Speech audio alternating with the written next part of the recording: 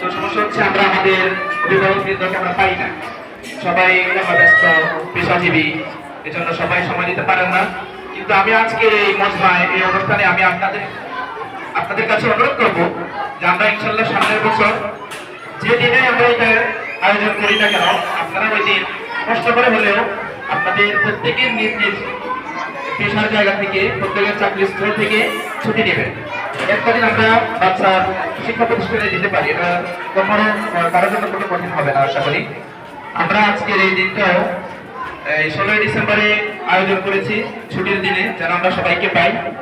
আলহামদুলিল্লাহ অনেকেই এসেছেন, আপনাদেরকে আমরা আবারও আন্তরিক মোবারকবাদ জানাই।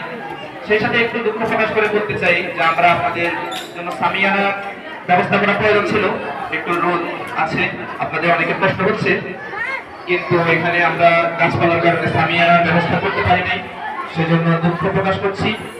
ইনশাআল্লাহ আপনারা দোয়া করবেন মাদ্রাসার স্পেস যেন আরো বৃদ্ধি হয়, যেন আপনাদের জন্য আমরা পুরো একটা অডিটোরিয়ামের আয়োজন করতে পারি।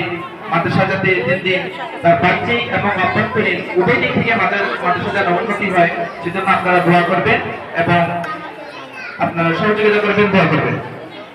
আমি আরেকটা কথা বলি, আমাদের অনেক অভিভাবকরা এখানে স্থান সংকুলন না হওয়ার কারণে দাঁড়িয়ে আছেন। আমরা এটাও দুঃখের সাথে বলতেছি যে আমাদের স্থান সংকুলন হচ্ছে না।